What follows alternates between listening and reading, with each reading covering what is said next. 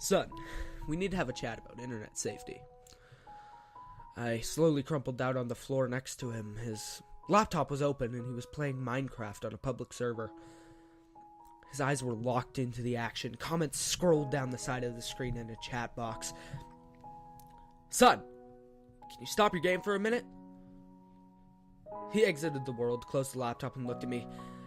Dad, is this gonna be another one of your cheesy, scary stories?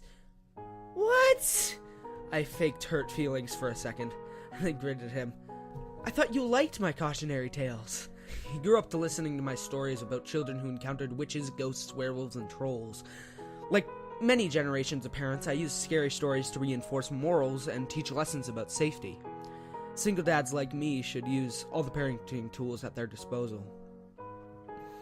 He scrunched his face a little. They were fine when I was 6, but now I'm getting older. They don't scare me anymore. They seem kind of silly.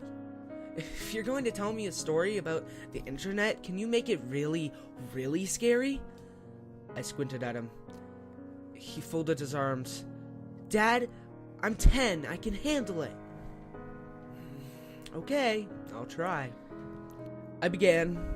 Once upon a time, there was a boy named Colby. His expression indicated that he wasn't impressed with the terror of the introduction. He sighed deeply and settled in for one of Dad's cheesy stories. I continued. Colby went online and joined several children's websites.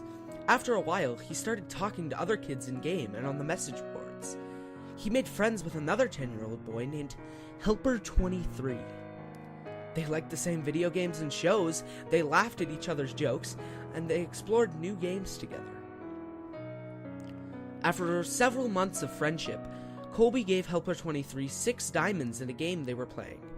This was a very generous gift. Colby's birthday was coming up, and Helper23 wanted to send him a cool present in real life.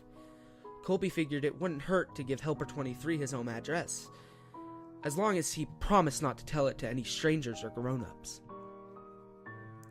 Helper23 swore he wouldn't tell anybody else, not even his own parents, and set about mailing the package. I paused the story and asked my son, "Do you think that was a good idea?" "No!" he said, shaking his head vigorously in spite of himself. He was getting into the story. Well, neither did Colby. Colby felt guilty about giving away his home address. And his guilt began to grow and grow. By the time he put on his pajamas the next night, his guilt and fear were larger than anything else in his life. He resolved to admit the truth to his parents. The punishment would be steep, but it was worth it to have a clear conscience.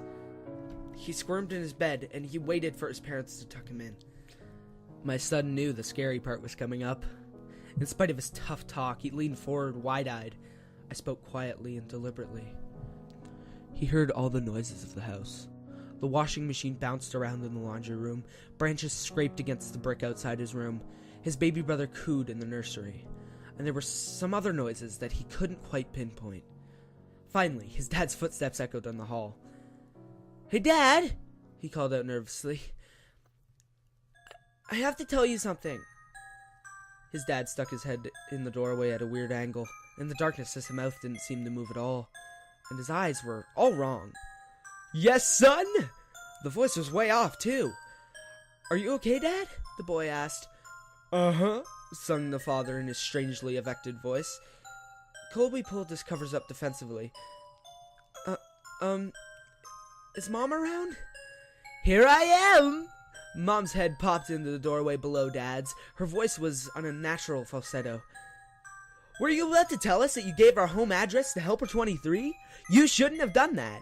We had told you to never give our personal information out on the internet." "He wasn't really a kid. He just pretended to be one. Do you know what he did? He came to our house, broke in, and murdered both of us, just so he could spend more time with you." A fat man in a wet jacket emerged in the child's doorway, holding 2 severed heads. Colby shrieked and gasped as the man dropped the heads on the ground, unsheathed his knife, and moved into the room to work on the boy. My son screamed too. He twisted his hands defensively over his face, but we were just getting started with the story. After several hours, the boy was almost dead and his screams had become whimpers. The killer noticed the wailing of a baby in the another room and removed his knife from Colby. This was a special treat. He had never murdered a baby before and was excited about the prospect. Helper 23 left Colby to die and followed the cries through the house like a homing beacon. In the nursery, he walked to the crib, picked up the baby, and held it in his arms. He moved towards the changing table to get a better look, but as he held the baby, the crying died down. The baby looked up and smiled. Helper 23 had never held a baby, but he gently bounced it in his arms like a pro. He wiped his bloody hands on the blanket so that he could stroke the baby's cheek. "Hey there, sweet little guy." The beautiful rage melted into something warmer and softer. He walked out of the nursery, took the baby home, and named him William, and raised him as his very own. After I finished the story, my son was visibly shaken. Between ragged breaths, he stammered, But Dad, my name's William." I gave him a classic dad wink and tousled his hair. "Of course it is, son." William ran up the stairs to his bedroom in a fury of sobs.